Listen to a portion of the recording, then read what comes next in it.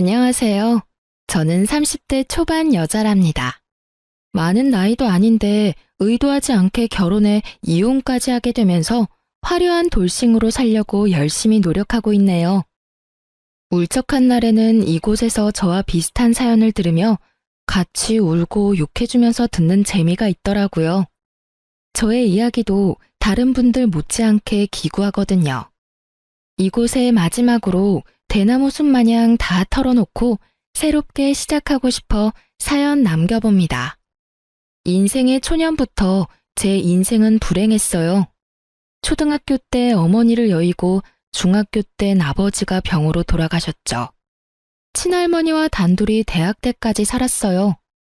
할머니가 그래도 여유가 있으셨고 아버지 동생인 작은아버지 가족도 저를 신경 써줘서 대학 입학까지 힘들진 않았죠. 할머니가 부모님에게 못 받는 사랑을 더 넘치게 주셨거든요. 하나뿐인 가족인 할머니가 노환으로 병을 얻으셔서 제가 대학 2학년 때 돌아가시니까 진짜 하늘이 무너지는 기분이 이런 건가 싶더군요. 이 세상에 혼자만 남은 기분은 정말이지 겪어보지 않은 사람은 모를 거예요.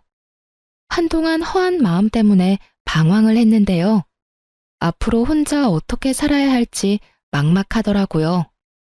할머니와 살던 집은 작은 아버지 소유였다면서 저한테 나가라고 하더군요. 저는 작은 아버지가 얻어준 월세방에서 대학도 휴학한 채 공무원 시험 공부를 시작했죠. 취업 성공할 때까지 누가 뒤를 봐주지도 않을 거고 이 길이 아니면 난 죽는다는 마음으로 공부했어요. 1년 만에 합격해서 그렇게 구급 공무원으로 발령받아 일하게 됐답니다. 혜인 씨는 나이도 어린데 맨날 일만 해? 예쁘게 생겨서는 남자친구는 안 만들어? 아직 여유가 없네요. 사실 딱히 만나고 싶지도 않아요. 제 사정 잘 아시잖아요. 외로운 혜인 씨를 사랑으로 품어줄 그런 남자가 있을 거야. 가족을 만들고 아이도 낳고 그렇게 살아야지. 지금처럼 어리고 이쁠 때 얼른 좋은 남자 만나. 제가 매일 회사만 집만 오가니까 주변의 동료들도 항상 걱정 어린 관심을 많이 주시더라고요. 전 그냥 웃으면서 넘길 뿐이었죠. 어느 누가 고아인 며느리를 맡고 싶겠어요. 전 남한테 싫은 소리 하기도 싫고 듣기도 싫은 성격이라 그냥 나 혼자 밥벌이하며 살자는 비혼주의자였어요. 어렸을 때부터 너무 힘든 일을 겪어서 그런지 누군가와 싸우고 복고하는 것도 싫고 조용히 살고 싶었죠. 어느 날 평소와 다름없이 바쁘게 민원을 받고 있는데 무슨 남자 손이 불쑥 앞으로 들어와 깜짝 놀랐어요. 놀라서 고개를 들자 말쑥한 남자가 어색하게 웃고 있더라고요. 아, 안녕하세요. 또 오셨네요. 오늘은 이거 드리고 싶어서요. 따뜻한 커피 한 잔 드세요. 그리고 이거 한번 읽어주실래요? 이 동네에 사는지 서류를 자주 떼러 오던 남자였는데 훤칠한 키의 훈남이라 멀리서도 가끔 눈에 띄긴 했어요. 그런 남자가 웬 편지를 건네니 전 너무 놀랐어요. 일단 다른 사람들이 볼까봐 얼른 편지를 받아 숨겼죠. 저한테 호감이 있어서 일부러 일이 없어도 주민센터에 오기도 했다며 편지엔 전화번호가 적혀 있더라고요. 전 연애를 할 마음이 전혀 없었기에 당연히 답하지 않았고요. 남자는 몇 번을 더 적극적으로 대시를 했고 그렇게 한 번, 두 번 만나다 보니 연인 사이가 되었답니다. 사귀고 나서 얼마 되지 않아 남자친구의 집안이 이 동네의 유지인 걸 알게 됐고 건물이 2채나 있다는 거예요. 내가 같이 일하는 언니한테 들었는데 그게 정말 사실이야? 왜 나한테 말 안 했어? 자기가 알면 부담스러워할 것 같아서 천천히 말하려고 했어. 내가 아버지 빌딩 관리하는 일 하거든. 그래서 주민센터에 서류 떼러 자주 왔던 거야. 난 사귀기 전에 내 사정 다 이야기했어. 난 그냥 혼자 조용히 살고 싶고 어떤 갈등도 싫어. 그리고 자기한테 선택하라고 한 거고. 자기 부모님이 나를 마음에 들어 하시겠어? 난 좋은 대학 나온 것도 아니고 마땅한 직업 없이 부모님 도와드리는 건데 뭐. 공무원인 자기가 나보다 대단하지. 너무 걱정하지 마. 우리 부모님은 내가 다 알아서 해. 형이 있다고 하지 않았어? 형은 무슨 일 하시는데? 우리 형은 공부를 잘했어서 지금은 대기업 팀장으로 일해. 형수님은 변호사시고. 뭐라고? 아, 나 너무 부담돼서 싫어. 내가 돈 많은 남자 만났다고 좋아할 줄 알았어? 난 돈 많은 시댁 그런 거 싫어. 우리 그냥 이쯤에서 헤어져. 제발. 저는 일방적으로 이별을 통보하고 잠수를 타버렸죠. 주무관님께 부탁드려서 다른 층에서 일을 하는 걸로 바꿔서 남친은 저를 몇 주 동안이나 찾지 못했어요.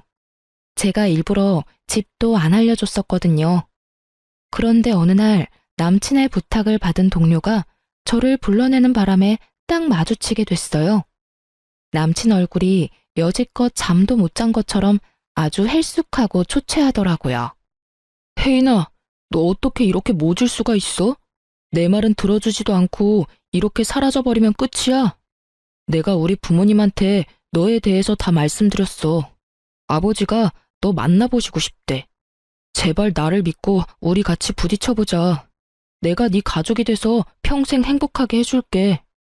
간곡하고 진실된 간청에 저는 그 사람을 한번 믿어보기로 했어요. 그렇게 남친 집으로 인사를 드리러 갔는데요. 제가 너무 걱정을 많이 한 것에 무색하게 예비 시부모님 모두 친절하게 대해주시더라고요. 내가 네 형편을 다 들었다. 나도 어려운 어린 시절 겪고 자수성가한 사람이다. 저 녀석은 애미가 너무 오냐오냐 키워서 우리 재산 관리하는 거나 하고 제대로 된 직업이 뭐 있겠냐. 너는 혼자 대학도 나오고 공무원도 된 게 아주 뚝심 있고 좋아 보인다. 우리 아들이랑 결혼하는 거 찬성하마. 형편 다 아는데 딱히 뭐 혼수를 말할 것도 없고 그냥 결혼식 다 나한테 맡기고 넌 이 집 들어와서 살아라.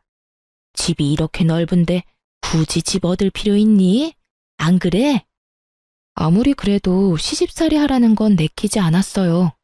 저 혼자 하고 싶은 거 하며 자유롭게 살다가 제 조건이 빠진다는 이유로 시집살이가 당연하다는 듯이 말하더라고요. 우선은 그 집에서 나와서 남친한테 말했죠. 내가 모은 돈이 없다고 해서 집으로 들어와서 시집살이 하라는 건 좀 너무하지 않아? 내가 누누이 말했잖아. 난 혼자 사는 게 제일 좋은 사람이라고. 자기는 그동안 혼자 그렇게 외롭게 살았으면서 새 가족이 생겨서 북적북적 살면 더 좋은 거 아니야? 우리 부모님은 자기 사정 다 봐주셔서 그런 말씀 하신 거야. 일단 2년만 살아보자. 그리고 정 힘들면 그때 분가하자. 응? 제가 몇 명 없는 친구들이나 동료들한테 고민을 털어놔봤지만 다들 호강에 겨운 소리라고만 하더군요. 그렇게 부잣집에 시집가면서 포기할 줄도 알아야 된다나요? 남편이 번갯불에 콩 볶아 먹듯이 얼마나 결혼을 밀어붙이던지 한 달도 지나지 않아 시모와 결혼식 준비를 하게 되었죠. 식장이며 드레스며 웨딩 촬영이며 모두 시모와 함께 갔고 시모가 원하는 걸로 골랐어요. 제 의견은 아주 칼같이 잘라버리더라고요. 민준이 형도 이 호텔에서 결혼식 했다. 여기가 손님 부르기에도 좋고 가장 괜찮아. 여기로 해. 여기 식대가 너무 비쌀 것 같은데. 그리고 전 올 하객도 별로 없어요. 너 고아인 거 내가 모르고 결혼시키니? 네 쪽 하객 자리도 다 우리 손님이 채울 거니까 걱정할 필요 없다. 생각하면 할수록 참 첫째 결혼이랑 너무 차이가 나서 손님들 보기 벌써 민망하다. 며느리한테 티쪼가리 하나 못 받고 결혼을 시키다니 원. 어머니, 저도 성의껏 준비할 수 있어요. 말씀해 주시면 준비해 볼게요. 저도 모아둔 돈 있는데 돈 한 푼 안 들이고 결혼하면 제 마음도 편치가 않아요. 에휴, 됐다. 내가 너한테 뭘 받겠니? 네가 뭘 해준대도 내 맘에 찰 것 같지도 않구나. 그냥 내가 봉사하는 셈치고 다 해주마. 대신 결혼해서 며느리 돌이 잘하는 걸로 갚아. 저는 연예 기사에서나 봤을 법한 호텔에서 결혼식을 했어요. 결혼식에 온 제 지인들의 눈이 휘둥그레해져서 저한테 신데렐라라며 팔자 폈다고 난리가 났더군요. 하지만 전 결혼식 날에 세상 비참했어요. 시모가 만들어 놓은 무대에서 꼭두각시처럼 서 있는 기분이었죠. 시모는 친척들과 지인들 앞에서 어떻게든 제 진짜 존재를 숨기기 바빴거든요. 서글픈 마음이 들었지만 그래도 남편을 생각해서 저도 최선을 다해 웃어가며 식을 마쳤네요. 신혼여행 다녀오자마자 시댁에 들어가 살게 되었고 지독한 시집살이가 시작되었습니다. 아버님은 아침 6시에 식사하시니까 앞으로 네가 아침 준비해라. 매일 5시에 일어나서 녹즙 만들고 아보카도 1개 자르고 달걀 반숙으로 2개 찌면 된다. 다 드시면 영양제 챙겨드리고. 저 8시까지 출근해야 되는데 어떻게 5시에 일어나나요? 저 아침잠 많아서 그렇게 일찍 일어나면 힘들어서 못 살아요. 얘 좀 봐.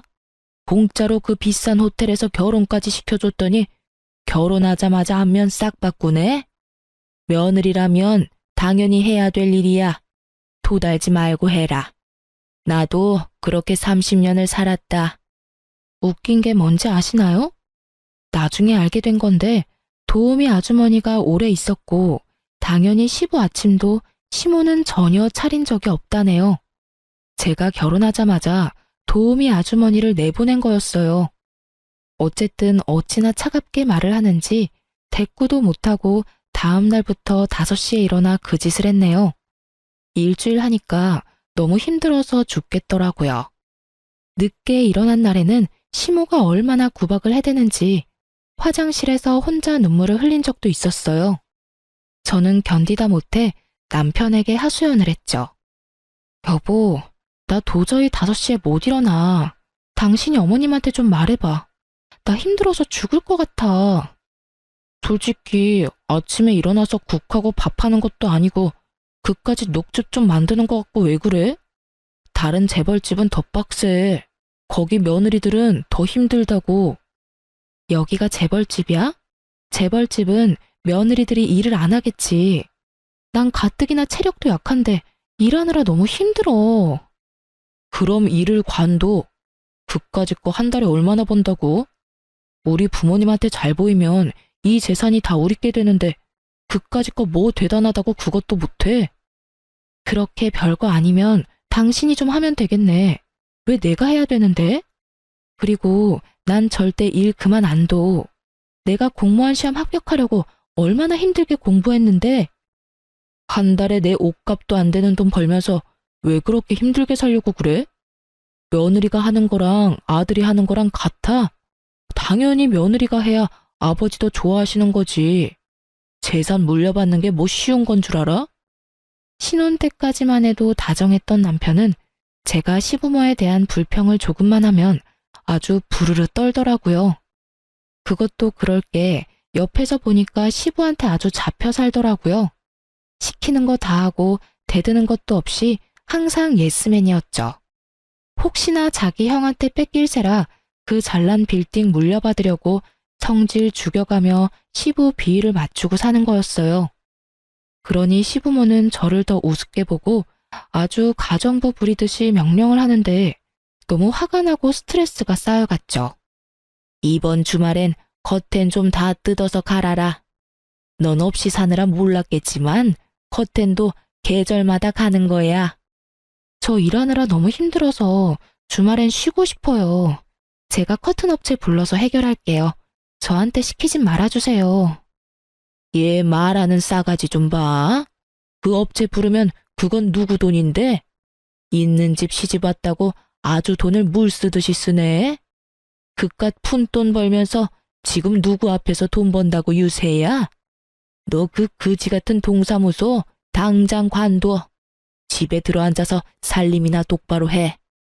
제가 그냥 참고 넘어가는 날이 많으니 시모는 점점 도가 지나치기 시작하더군요.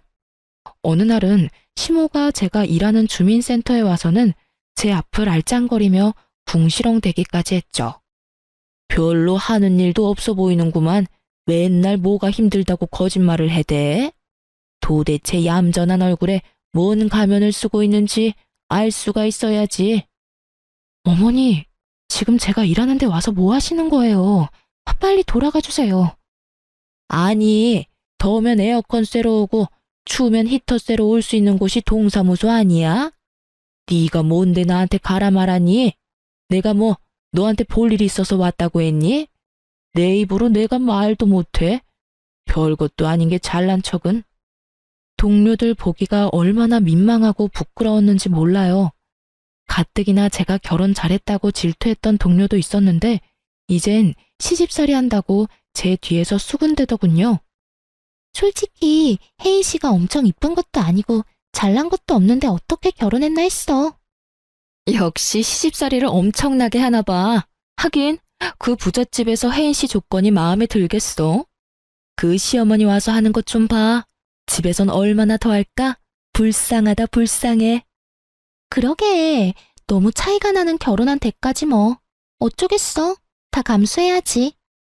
제 앞에선 아무 말도 안 했지만 자기들끼리는 제 이야기를 이러쿵 저러쿵 하니까 일할 때도 눈치가 보이고 위축이 되더라고요. 진짜 집에서도 괴롭고 직장에서도 괴로운 날들이 이어졌죠. 전 어릴 때부터 참는 것에 익숙한 삶을 살았어요. 그래서 시모의 괴롭힘과 남편의 무관심, 동료들의 연민을 가장한 은근한 따돌림을 묵묵히 견디며 그렇게 3년의 결혼 생활을 이어갔답니다. 겉으론 내색하지 않았지만 제 속은 아주 썩어 문드러졌죠. 특히 시모 때문에 정신과라도 찾아가고 싶을 정도로 우울증에 시달렸어요. 특히 명절에는 제가 대부분의 음식을 해야만 했는데요. 남편 말로는 원래 도우미 아주머니와 시모가 같이 준비했었다고 하던데 저한테 그 많은 걸 다 시키더라고요. 저도 할머니랑 살 때는 귀한 손녀였어요. 그래서 음식 해본 적도 별로 없었고요. 근데 저 혼자 명절 음식을 다 하라니 진짜 기가 막혔죠. 남편이랑 다른 가족들 모두 제가 해야 된다고 강요를 하더라고요. 시모는 내가 하고 있으면 자기가 와서 마무리를 한다더니 정작 소파에 누워서 손톱이나 다듬고 있었어요. 그렇게 처음 맞는 명절에 된통 당하고 나서 명절 트라우마가 생길 정도였죠. 그래서 두 번째 맞는 설날에 한번 뒤집어 엎은 적이 있어요. 첫 번째 명절엔 그러려니 넘기려고 했는데 두 번째 맞은 설날에도 형님은 설날 당일 점심에 와서 밥만 먹고 봉투만 주고 가려고 하더군요. 설날에도 출근해야 한다면서요. 더군다나 저한테 대하는 것과는 너무 다르게 사근사근한 시모를 보니 부하가 치밀더군요. 아무리 바빠도 같은 며느리인데 형님은 와서 밥만 먹고 가는 건 아니지 않나요? 여보, 왜 이래? 떡국 잘못 먹었어? 형수님이 얼마나 잘 나가는 변호사인데 엄청 바쁘다고. 아, 미안해 동서. 내가 요리는 젬병이고 내가 명절에 더 바쁜 건 사실이야. 너 미쳤어? 아니, 지금 하늘 같은 형님한테 이게 무슨 태도야? 너는 고아에다 근본도 없는 주민센터 시다발이고 얘는 국내 최고 로펌 변호사인데 같은 며느리라고 같은 대접이라도 받고 싶어? 기가 막혀 진짜. 시모가 저한테 상스러운 말까지 해대며 비난하는 동안 아무도 제 편을 들어주지 않더군요.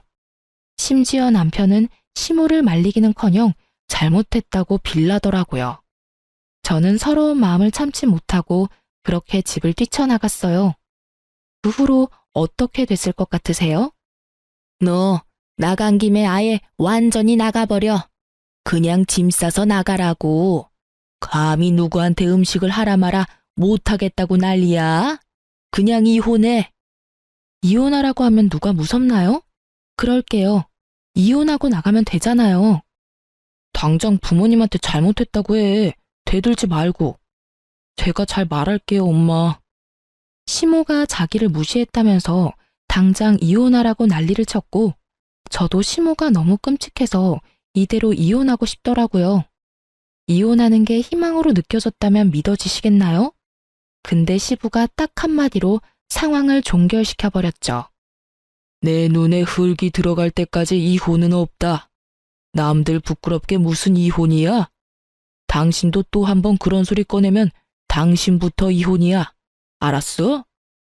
시모는 이혼 당하는 게 무서웠는지 그 후로 이혼 소리는 못 하더라고요. 그 대신 저를 더 교묘하게 괴롭혀만 갔어요. 저는 세 번째 맞는 추석이 다가오자 가슴에 돌덩이를 얹은 것 같고 잠잘 때도 눈물이 줄줄 흐를 정도였죠. 아무리 빠져나오려고 해도 깊은 늪에 빠진 것처럼 무기력하고 제 자신이 한심해만 보였어요. 바보같이 왜 당하고만 있냐고 하실 분도 있을 거예요.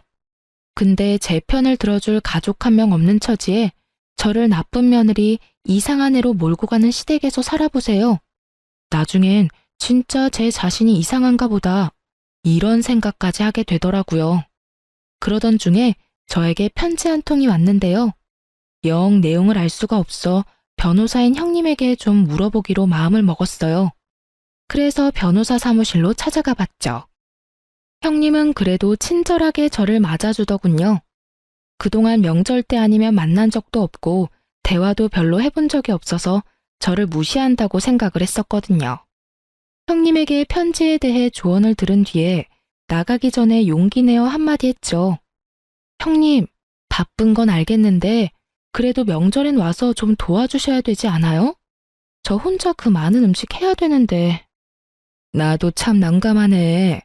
지금까진 도우미 아주머니 여러 명이 음식 준비해서 난 그런 부담이 전혀 없었는데. 나도 동서 혼자 땀 뻘뻘 흘리며 하는 거 보면 당연히 마음 편치가 않아. 어머니가 왜 갑자기 그러시는지. 제가 마음에 안 들어서 그러는 거죠. 저 골탕 먹이려고요. 제가 언제까지 버틸 수 있으려나 싶네요. 형님의 두루뭉실한 대답을 듣자 역시나 내 편은 아니라는 생각이 들더군요. 그렇게 지옥 같은 추석 전날이 찾아왔어요. 근데 아침에 초인종이 울려 나가보니 형님이 카트에 뭘 가득 싣고 왔더라고요. 아니 네가 이 아침부터 웬일이니? 이번 명절엔 뭐 휴가라도 낸 거니? 나야 우리 큰며느리 얼굴 보니 반갑고 좋네. 내일 못 올 것 같아서 오늘 대신 왔어요. 동서, 이것 좀 받아줘. 다 주방에 놔주면 돼. 아니 이게 다 뭐니? 먹을 걸 사온 거야? 네, 명절 음식 다 사왔어요. 송편도 유명한 떡집에서 넉넉하게 사왔고요. 제가 아는 유명한 한정식집에 일부러 부탁해서 예약 걸어서 사온 거예요. 음식 만들려고 장도 다 봐왔는데 덜컥 이렇게 사면 어쩌니? 말이라도 해주지. 미리 말씀드리면 당연히 필요 없다고 하셨을 거 아니에요? 장 본 건 나중에 해먹으면 되는 거고 이번 추석엔 제가 사온 음식으로 명절 지내세요. 제 성의 봐서라도요. 동서도 이번 추석에 좀 쉬어. 친정 없어도 하루 정도는 호텔에서 푹 쉬는 것도 좋지. 내가 하루 잡아줄게. 내일 모레 어때? 어머 얘, 그게 무슨 말이야? 그럴 필요 없다. 네 덕에 음식도 안 할 건데 뭐가 힘드니? 그래도 사람은 혼자 푹 쉴 시간이 필요해요, 어머니. 저도 가끔 혼자 푹 쉬어야 좀 충전이 되더라고요. 내가 회원으로 있는 호텔 알려줄 테니까 내일 모레 하루 쉬고 와. 자세한 건 내가 문자로 보내놓을게. 형님이 말하니까 시모는 입만 삐죽거리고 정작 반대는 못하더라고요. 대신 그 분풀이는 저를 향했죠. 명절이라고 친척들 다 모여있는데 시모가 저를 쓸데없는 일로 계속 불러대기 시작했어요.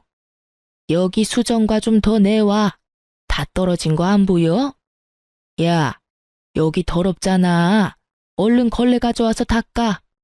아주 명절에 음식도 안 만들어서 살판 났지? 친척 어른들 다 계시는데 빠릿빠릿 움직여야지. 이렇게 굼떠서야 내가 창피해서 못 산다. 저기 저상 얼른 다 정리하고 새로 차려라.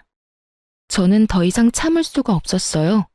시모가 큰 소리 칠 때마다 친척들도 저를 보며 수군거렸고 눈빛을 주고받으며 키득거리기까지 했어요. 제가 왜 이런 취급을 받아야 하는지 부하가 치밀었죠.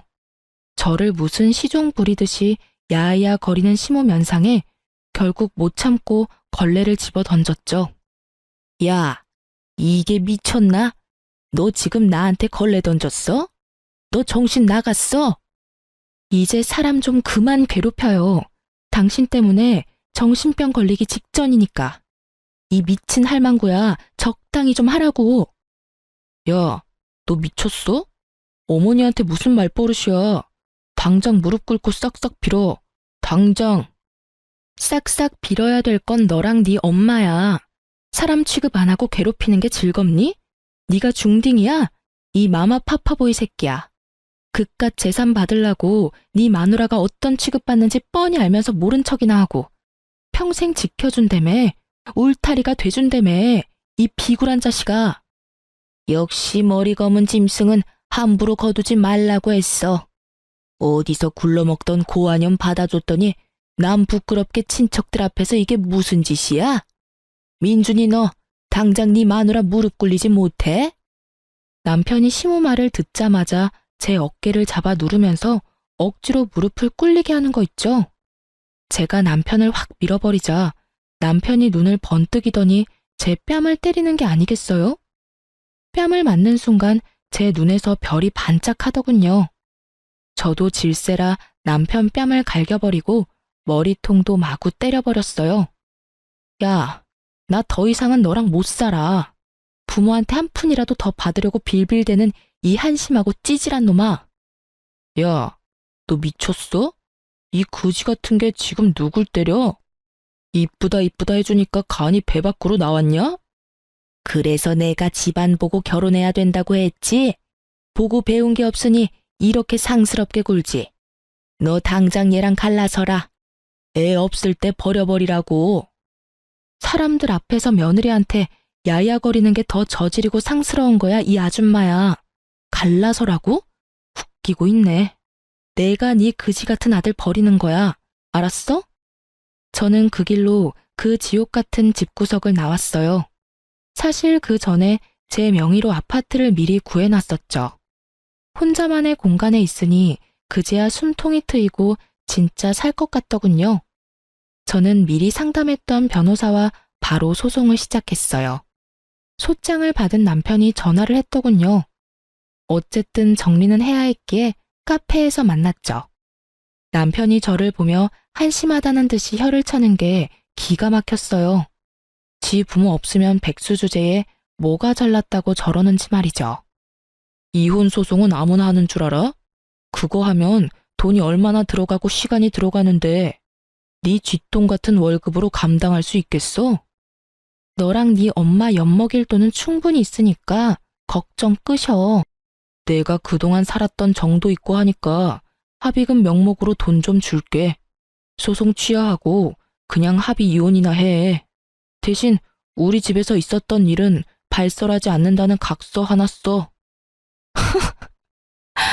아, 진심으로 웃겼다. 야, 니네 집이 뭔 삼성, 현대, 재벌집이야? 다 아침 드라마 많이 본 네 엄마 머리에서 나온 거겠지. 그래서 각서 써주는 조건으로 얼마 줄 건데? 5천 줄게. 우리가 4년밖에 안 살았는데 그 정도면 많이 주는 거야. 보작 5천 갖고 재벌 코스프레를 하시겠다? 그딴 조건 내걸려면 10억은 가져와야지. 소송 이기면 그거보다 많이 받겠다. 좋은 변호사나 구해. 우리 형수님이 로펌 최고 변호사인데 너 감당할 수 있겠어? 길고 짧은 건 대봐야 아는 거고. 앞으로 변호사 통해서만 연락할 거니까 함부로 나한테 전화하지 마. 약 5개월의 이혼 소송이 이어졌어요. 저는 다른 곳으로 발령 신청해서 근무지도 옮겼고 그 사이에 진급도 했죠. 이혼 소송이 괴로울 줄 알았는데 전혀 아니었어요. 그 집구석에서 스트레스 받고 우울증 걸리는 것보다 혼자 일하며 혼자 꾸려나가는 삶이 정말 만족스러웠죠. 소송 비용도 전혀 부담되지 않았어요. 그만한 비결이 있었거든요. 어느 날 형님한테 전화가 와서 반갑게 받았죠. 동서, 아니, 혜인아, 잘 지내고 있지? 오늘 확정 판결 난 거 들었어. 우리 박 변호사 일 잘하지? 승소한 거 축하해. 다 형님, 아니, 언니 덕분이에요. 정말 감사해요. 언니가 제 인생의 은인이에요. 덕분에 재산 분할도 넉넉하게 받아서 1억 넘게 받을 것 같아요. 그 집구석 지금 그 돈 마련하느라 쩔쩔 말 거야. 아마 그 돈 없을 거거든. 나도 한 달 전에 이미 이혼 소송 들어갔어. 결국 아주버님 사고 친 거예요? 그 인간 때문에 결국 건물 하나 경매로 넘어갔어. 그래서 그거 보고 바로 나도 소송 시작했지. 그 인간 안 보고 사니까 진짜 살 것 같아. 사실 전 형님의 도움을 참 많이 받았어요. 결혼하고 3년까지만 해도 형님과 제대로 대화도 못 해봤는데요. 제가 형님의 사무실로 찾아간 날부터 우리의 인연이 제대로 시작되었답니다. 제게 날라온 편지가 다름 아닌 소장이었고 용어가 너무 어려워 어렵사리 형님에게 물어봤답니다. 차가워 보였던 형님은 생각보다 다정하고 바른 사람이었어요. 돌아가신 할아버지 앞으로 토지가 있으시네. 근데 상속자를 동서로 해놓으셨는데 작은아버지가 동서한테 일부러 숨기셨나 봐. 이 합의서로 동의하거나 그냥 무시하면 작은아버지한테 넘어간다는 내용이야. 토지 받고 싶으면 소송을 해야 할 것 같아. 어떻게 할래? 어쩐지 작은아버지가 할머니 돌아가시니 저랑 인연을 딱 끊어버리더라고요. 평소 같았다면 그냥 당하고만 살았겠죠. 형님이 저 좀 도와주세요. 소송 어떻게 하면 될까요? 그렇게 소송이 진행됐고 제가 승소해서 자그마치 10억 상당의 토지를 상속받을 수 있었어요.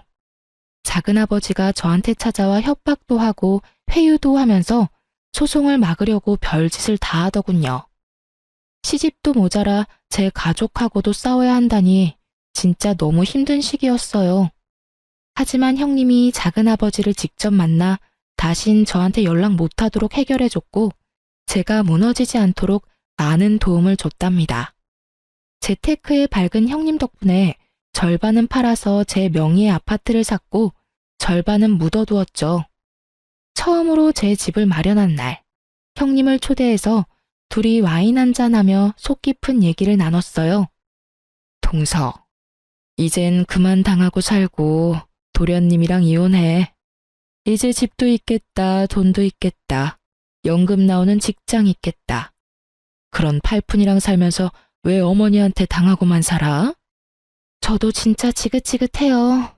정말 이혼하고 싶어요. 근데 어릴 때부터 혼자 살아서 또 혼자가 된다는 게 두려운가 봐요. 제가 바보죠 뭐. 나도 이제 이혼할 거야. 그 인간 시부모가 하도 오냐오냐 키워서 인성 개판인데 주식 중독으로 돈도 엄청 말아먹었어. 내가 진짜 남 부끄러워서 말도 못하고 냉가슴 앓으면서 살았는데 이번에 집 담보 잡으려던 거 미리 알게 돼서 나도 간신히 막았어. 허우대만 멀쩡하면 뭐해? 속은 완전히 썩은 인간이야. 형님은 워낙 똑부러져서 겉으로 보기엔 진짜 완벽한 사람 같았는데 혼자 소갈이 하느라 힘드셨겠어요. 아니야. 완벽하긴. 나한텐 과찬이지. 하여튼 그 인간 결국 시부모 몰래 건물 하나 저당 잡혀서 돈 끌었었어. 진짜 그거 보니까 제정신으로 사는 것 같진 않더라고. 중독이구나 싶어서 얼른 갈라져야겠다고 마음먹었지. 그 시한폭탄 같은 인간이 죽지 않는 한 시댁은 폭삭 망할 거야. 언제가 될진 모르지만.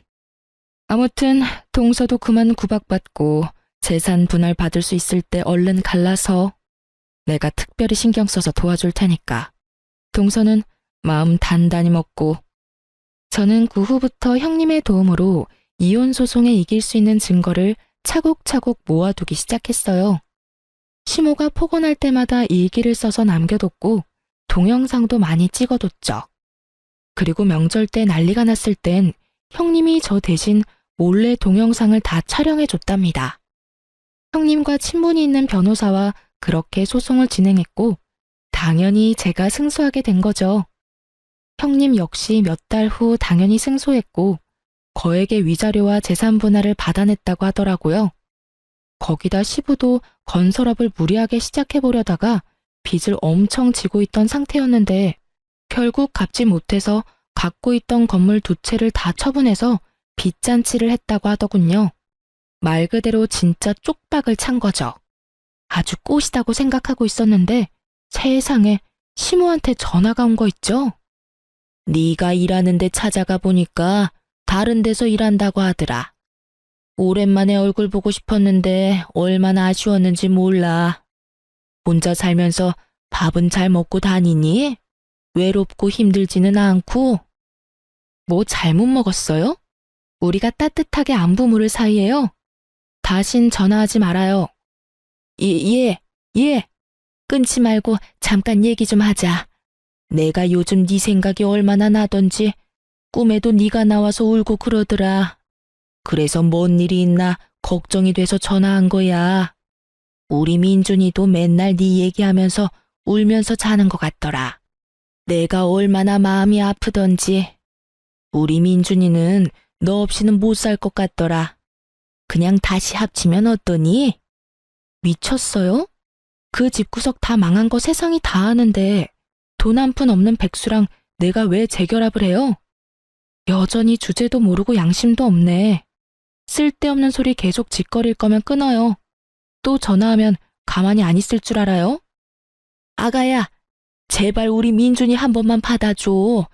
아주 폐인이 돼서 내가 옆에서 보기가 안 됐다.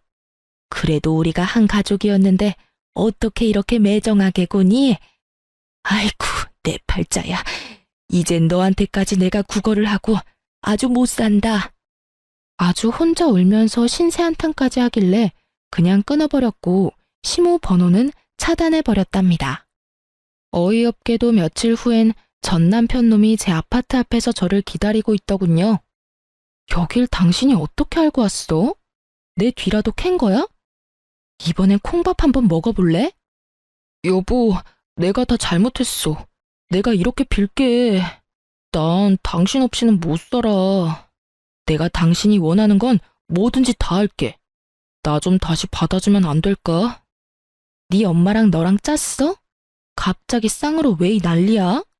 형님한테 뭔 말이라도 들었나 봐. 왜? 내가 돈이라도 좀 있어 보이니까 없던 마음이 짠하고 생기디? 어? 아니야. 우리 집이 어려워진 건 알고 있어? 갑자기 이렇게 돼버리니까 그동안 날 이해해주고 사랑해준 건 당신밖에 없었다는 생각이 들었어. 여보, 내가 집안일 살림 다 할게. 이런 사랑 싸움은 1년만 지나면 다 아물기 마련이야. 우리가 나이 들어서 생각해보면 다 아무것도 아닐 일이라고. 1년만 지나면 아물어? 이 못된 인간아. 네 엄마한테 당해서 받은 상처는 내가 죽을 때까지 못 잊을 거야. 네 엄마 닮은 사람만 길거리에서 만나도 가슴이 철렁해. 너랑 네 가족이 나를 얼마나 죽을 만큼 힘들게 만들었는데. 뭐? 재결합을 해? 누구 좋으라고? 폭삭 망하니까 네가 나이 많은 백수라는 걸 처절하게 깨달았나 봐. 아, 그래. 너 능력 있다. 인정해주니까 좋아? 그래도 내 덕에 너도 부잣집 사모님 소리 들으면서 어깨 으쓱하면서 살았잖아. 그니까 너도 날 좀 도와줘야지. 내가 지금까지 직장 다녀본 적이 없는데 이 나이에 어떻게 취직을 하냐? 사업이라도 시작해보게. 당신이 돈 좀 빌려줘. 당신 능력 있고 돈도 있잖아. 내가 뭔 돈이 있어. 나한테 항상 근본 없는 거지라고 하더니 왜 거지한테 돈을 빌려? 머리에 총 맞았어? 부모 덕에 지금까지 공과금도 제대로 못 내는 주제에 사업 같은 소리 하네. 머리에 똥 만들어서는. 당장 꺼져. 또 찾아오면 그땐 경찰 부를 거니까. 저는 제 팔을 잡고 늘어지는 놈을 사정없이 밀쳐내고 집으로 뛰어들어가 버렸어요. 또 찾아올까봐 이사를 가야 되나 고민했는데 그 뒤로 찾아오진 않더라고요. 꿀의 자존심이 엄청 센 인간이거든요. 그리고는 얼마 후 형님과 통화를 할 수 있었죠. 혹시 도련님 찾아가고 그러지 않았어? 아, 미안해. 전 남편이 자꾸 찾아와서 날 얼마나 괴롭히는지. 돈 달라고 아주 지랄을 하더라고. 말싸움 하다가 나도 흥분해서 동서도 부자 됐다는 말을 실수로 흘려버렸네. 진짜 미안해. 아니에요. 오히려 통쾌하네요. 그동안 나 찌질하게 사는 줄 알고 연락 딱 끊었다가 제가 돈 있다니까 바로 전화 오고 찾아오는 꼴이라니. 진짜 상종 못할 인간들이에요. 그래. 오히려 그 집구석은 폭삭 망해버리고 자기는 자산가가 됐으니 얼마나 통쾌해. 앞으로도 콩고물이라도 떨어질까 자꾸 들러붙으면 나한테 말해. 법적으로 해결해 줄 테니까. 매번 도와주신다니 정말 든든하고 감사해요. 진짜 친언니가 생긴 기분이에요. 그 후로 전 남편은 몇 번이나 제 아파트 앞을 서성거리고 저를 기다리더군요. 예전엔 명품만 입고 다니더니 이젠 그것도 다 팔아버렸는지 머리도 엉망으로 길고 옷도 거지같이 입고 있는 꼴이라니요. 한 번은 시모랑 같이 서 있어서 진짜 기함을 했네요. 시모가 저를 보더니 제 손을 덥석 잡는 거 있죠? 아가야, 네가 이렇게 잘 됐다니 진짜였니? 이렇게 비싼 아파트를 샀단 말이야? 이 인간이 진짜 말귀를 못 알아듣네? 너까지 모자라서 네 엄마까지 불러와서 뭐 어쩌자는 거야? 아니, 엄마가 당신이 진짜 이 아파트에 사는지 확인을 해보자고 해서. 우리 엄마가 이 아파트 엄청 살고 싶어 하시거든. 너 혼자 살기엔 여기 너무 넓지 않니? 방 하나 남는 거에 내가 좀 살면 안 될까? 내가 너 일할 동안 살림 다 해주마, 응? 지금 사는 데선 도저히 못 살겠다. 아줌마가 나한테 어떻게 했는지 다 잊었어? 어떻게 그딴 부탁을 해? 당장 꺼져. 이 소름 끼치는 아줌마야. 그 잘 살던 내가 이런 취급을 받다니. 아이고, 말년에 그지 같은 빌라에 살 줄 누가 알았을까? 아이고, 내 팔자야. 아이고. 시모는 제 다리를 잡고 늘어지며 눈물까지 펑펑 쏟아내며 신세한탄을 하더라고요. 결국 경찰을 불렀고 두 인간이 볼품없이 질질 끌려서 쫓겨났죠. 그 후론 겁먹었는지 안 찾아오더라고요. 형님이 종종 그 집안 소식들을 전해주었는데요. 시부는 재산 다 잃은 충격으로 결국 뇌출혈로 쓰러졌고 그나마 남은 재산도 급하게 병원비로 다 빠져나가고 지금은 병원비를 못 내니 시모가 좁은 집에서 시부 병수발하면서 산다고 하고요. 두 아들은 당연히 능력도 없고 그렇다고 배달 아르바이트 같은 건 쪽팔려서 못한다면서 늙은 백수들로 지내고 있다고 해요. 방 2개인 곰팡이 피는 코딱지만한 빌라 월세에서 산다니 시모가 제 아파트를 탐낸 것도 당연한 거죠. 제가 이혼 안 했다면 그 집구석에서 같이 살았거나 아님 제 돈을 다 처박아야 했겠죠? 생각만 해도 진짜 아찔하네요. 저는 그 후로도 형님과 종종 만나서 식사도 하고 서로 생일도 챙겨주면서 친한 언니 동생 사이로 잘 지내고 있어요.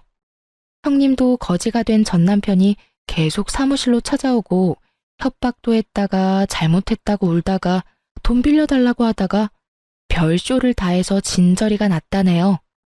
결국 접근금지 신청하고 이젠 혼자 다른 지역에서 변호사 사무실 개업해서 멋진 대표님이 되셨답니다. 볼 때마다 진짜 멋진 사람이라는 생각을 해요. 시궁창 같았던 결혼 생활에서 남은 유일한 선물이 바로 전 형님이자 지금의 친한 언니네요. 이제 이혼한 지도 꽤 지났네요. 저는 여전히 성실히 일하면서 잘 지내고 있어요. 가끔 친구를 만나기도 하지만 워낙 혼자 지내는 걸 좋아해서 외롭지가 않네요. 정말 결혼해서 해방된 것만으로 저의 인생은 확 달라졌답니다. 제 은인인 형님 덕에 요즘은 재테크 공부도 열심히 하고 있거든요.